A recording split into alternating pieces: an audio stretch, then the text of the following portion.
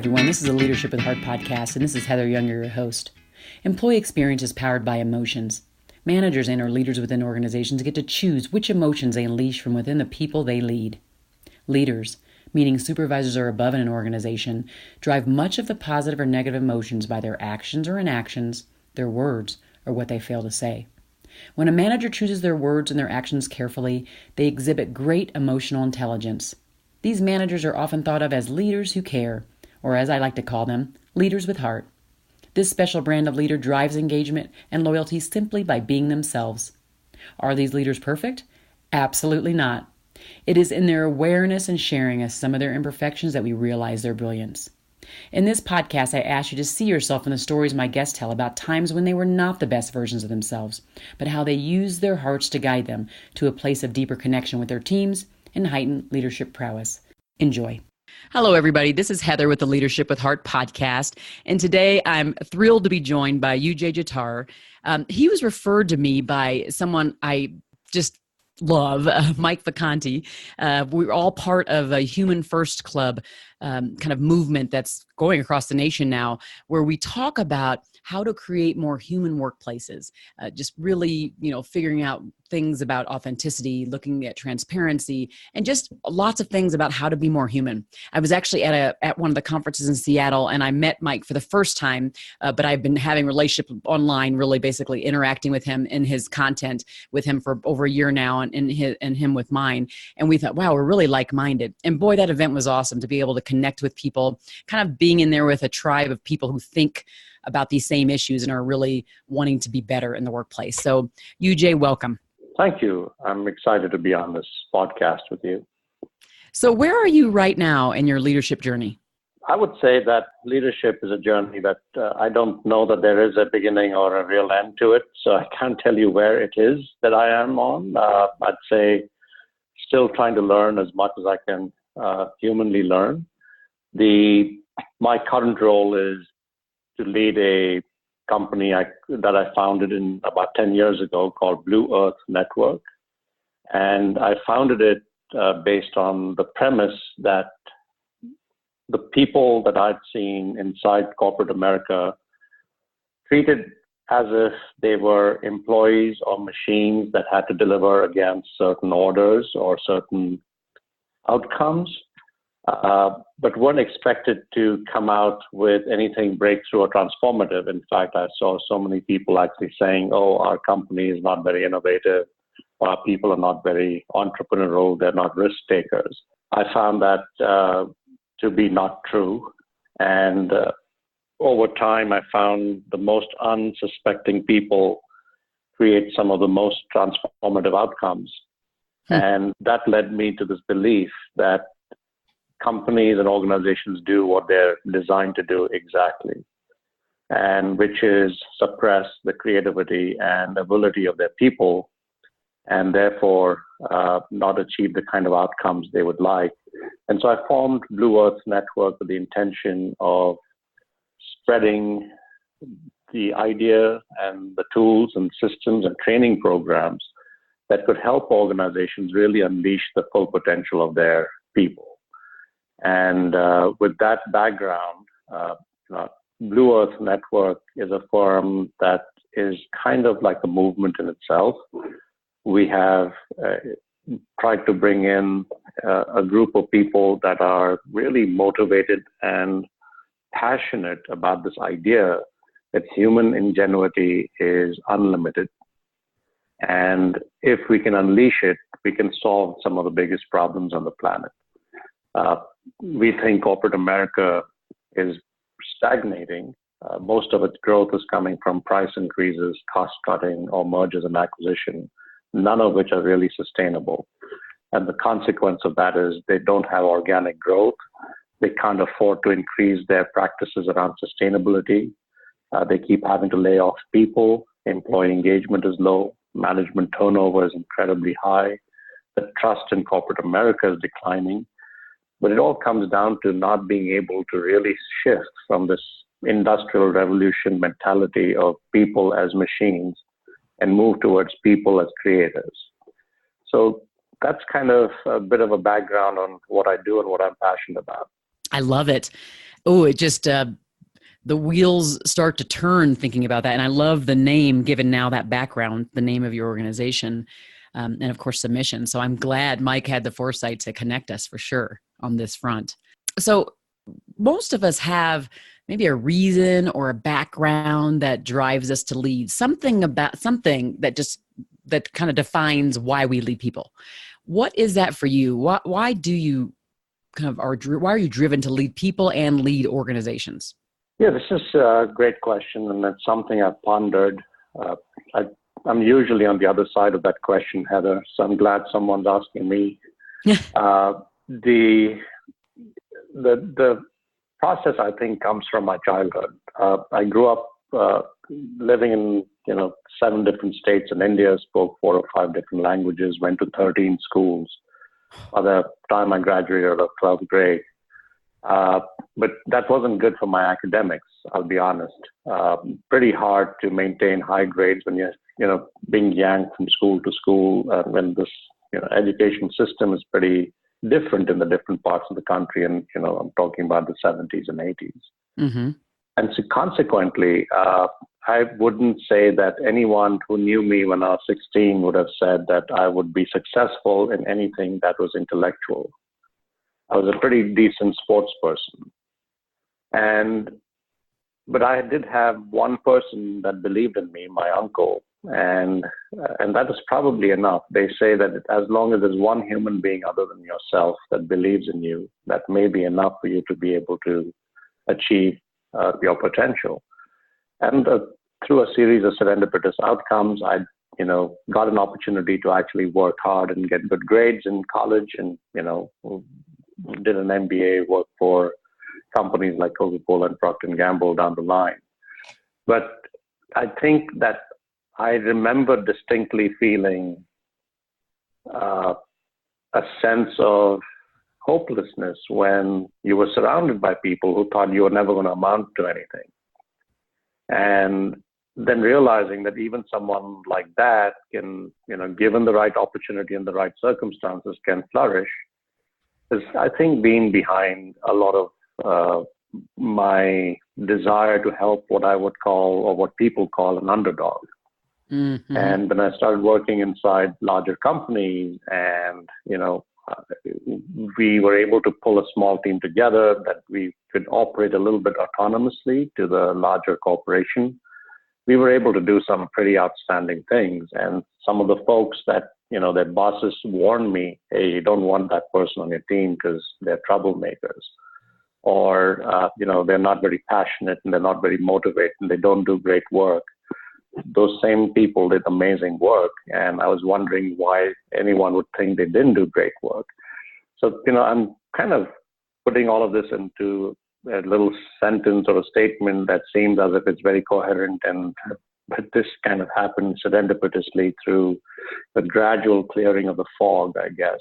And that's where this clarity has emerged for me over 20 years. It certainly wasn't overnight. There was no flash of lightning. So that's kind of where I come from. I think I'm driven by this idea that people have far more potential than they're given credit for. And unfortunately, I think our education system and our system of governance in big companies tends to diminish the full potential and value. And honestly, our own self-confidence, our own sense of agency that we can make change happen. We can influence the world. We can come up with very creative outcomes and solutions to, really deep problems. I think that's the root of what I want to try and get to through my career and through, my life. Oh, that's just goodness right there, UJ. I just want to kind of bottle it up and pour a little bit in my tea every day. That was good, because what I love about it, and I have some of that similar background, thinking about that underdog. These are folks that have gone on to do their own thing, do their own business, just be successful in something. It tended to be driven by this underdog, something that happened in our lives that kind of propels us to want to be better, want to do better, want to help others, want to extend an olive branch.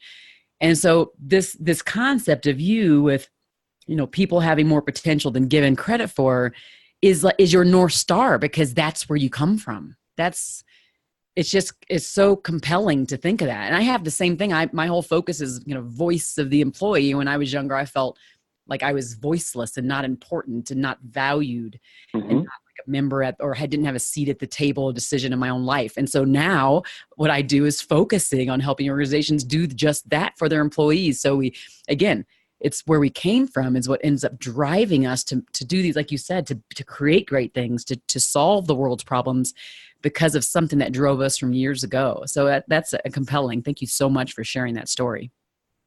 That was awesome. You're very welcome. Thank you for giving me the opportunity to say it. Now, the folks that are on your team, how do you think they would describe your leadership style or just how you are as a leader? Yeah, it's a really good question. I think part of the way I have tried to structure Blue Earth Network is that I don't want it to be an employee-employer relationship. So in fact, a very innovative model that we have is that people become members of the organization rather than employees or partners. And so they remain independent. It's almost like I'm trying to build an organization full of entrepreneurs rather than an organization full of employees. And I'm trying to dissolve this barrier between people that are partners or employees or bosses or subordinates to creating an organization that is far more organic. So we are very early in the stages of development of this. I can't even honestly describe it in a way that's any more coherent than what I just did.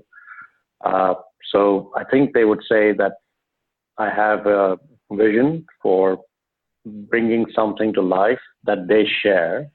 It's not necessarily my vision that is now being transmitted to them, but it's a vision that attracted them because it's their vision as well. And so I'm trying to build an organization based on the organization building itself, exactly the way you and I met, because one of the members of Blue Earth is someone who knew Mike. She introduced me to Mike. Mike and I talked. He and I felt exactly the same about how humans need to be treated. And therefore, he talked to you about it, and that's how you and I met. And so some people and when those people that meet like this, like you and I have met, and decide they want to be a part of something bigger, they tend to come in and become members of Blue Earth. And that's how our team grows. So I don't know if that answers your question directly. Partly is because I try not to be a leader. I try to be someone that's a part of that membership group that's trying to build something to unleash the highest potential of humanity to be able to solve humanity's biggest problems. I love it. That's just, there's so much goodness. I'm telling you, I need just like a fireplace with a warm cup of coffee and just continue to listen to you and your voice and saying these things. I love it. I'm a little bit geeky about this, so, I'm not going to make any apologies though. No, absolutely not. I love, I'm an unabashed geek myself. I go deep into trying to figure out this, the psychobiology of how people meet and how they build trust and how they work on transforming their mental models. So I'm all over that. Ooh, don't. Yeah. I love it. Okay, so everybody now that's listening knows, like, it's probably just going like, wow, this guy's amazing. But here's the thing: none of us are perfect. We're all works in progress, right? So, can you think of a time? Can you be specific? Like, recount a story for those listening of a time where you maybe weren't the best version of yourself. You weren't the person necessarily as employee-centric as you are or member-centric as you are right now. And how did you come out of that to the place you're at now, sounds like it's pretty darn enlightened? Well, firstly, thank you for saying that. I would say that this is not a difficult question to answer at all. And in fact, it was well documented. I was not very employee-centric. I got my early training in organizations like Procter & Gamble, and P&G, GE are pretty famous for the significant attrition rate of the people who join and the people who make it to the next level, and so on and so forth. So it was very driven by performance and driven by competence. And Procter & Gamble in particular had an amazing system for training and development and really identifying people with certain talent and certain potential and putting them into roles that where they would be able to do well.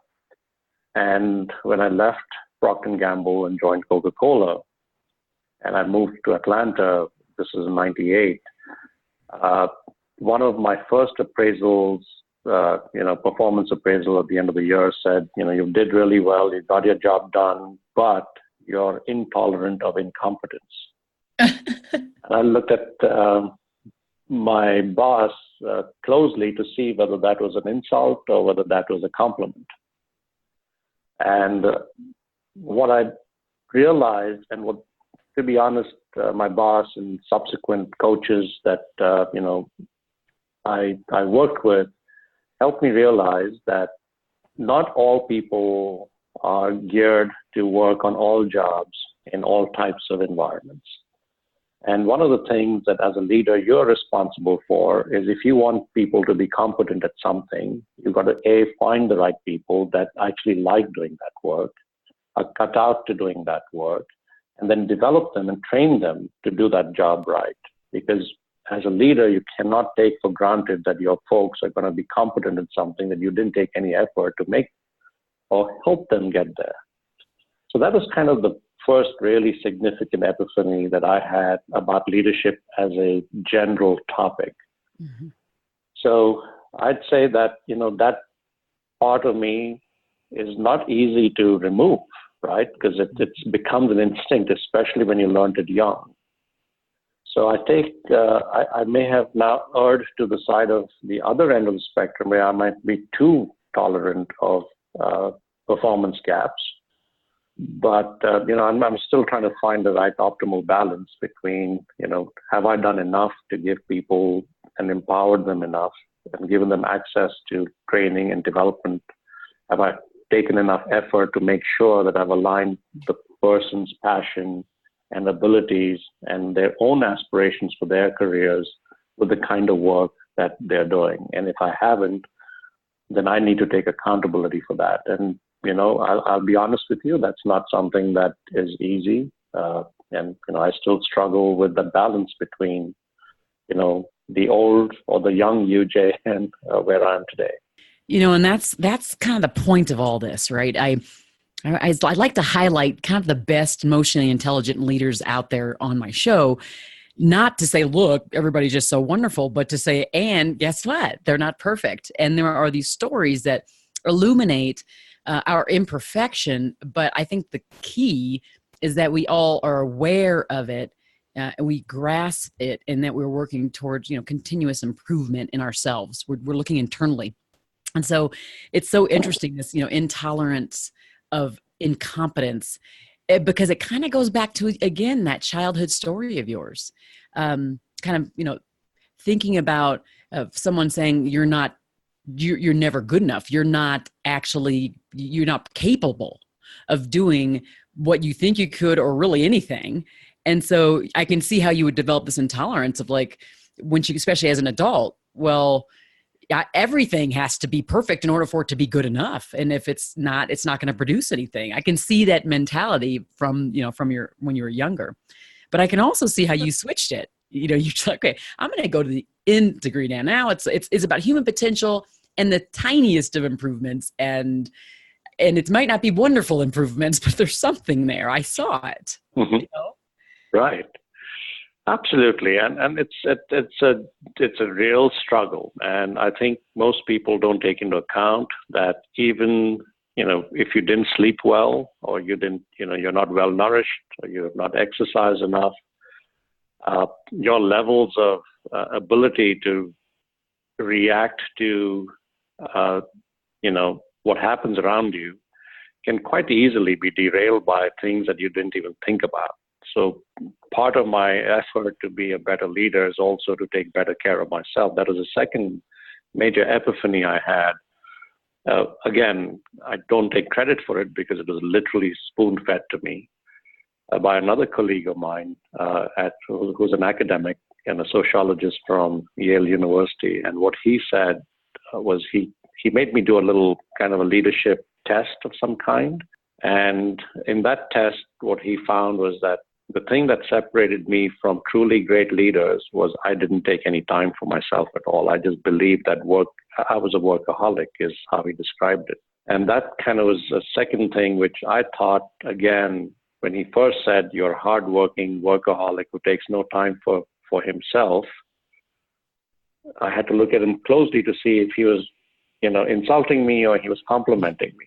And so it's kind of these paradigm shifts that happened along the way that, I feel lucky that I had these really thoughtful people that exposed me to these ideas. And, it's not easy. And, it's not easy to adopt these new paradigms that kind of come your way.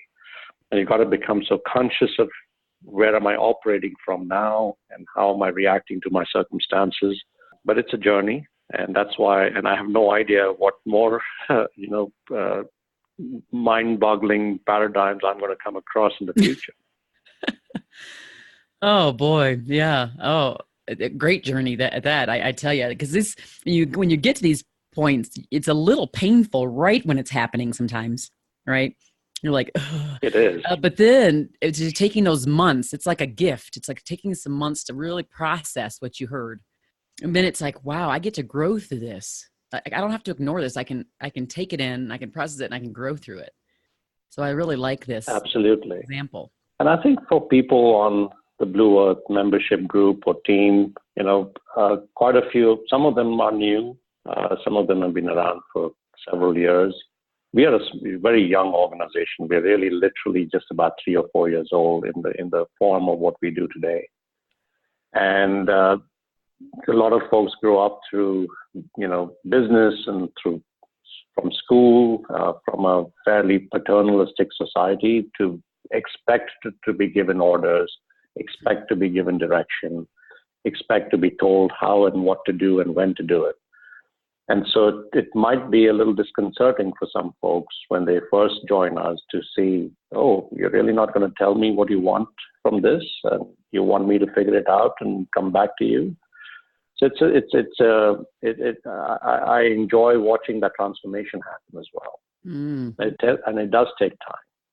I remember I was blessed enough to go to the Zappos campus probably 3 years ago at least, and they had made that transition into I forgot what they call it, but it's like basically the environment where they're all they work in teams and they are in many different teams and they may have some leads, but there's really no managers. It was an interesting kind of framework. So I was I haven't looked at it in the last 3 years to see how that impact was, because at first everyone was like, oh, how's this going to go? Not the traditional structure. But there were some positives to it too, because you were able to reach across the aisle and collaborate with different people. You did have a lot more innovation and creativity, because you're able to think outside the box and don't have people telling you how to do it. And you could do it inside of teams, so that collaboration and that space between the energy that's between people could produce some great things. So I would love to see a case study on this model, your model, some years from now and see how that goes. It sounds interesting. Yeah, I'm hoping it goes well. Yeah. So a lot of times we're in projects, as leaders of teams or heads of memberships, whatever you want to think about, the founder of the company, we get kind of busy, either, look at being talking with investors, doing presentations, things like that. And we get disconnected sometimes from the team that we have. How do you reconnect with your team when you get through those really crazy times?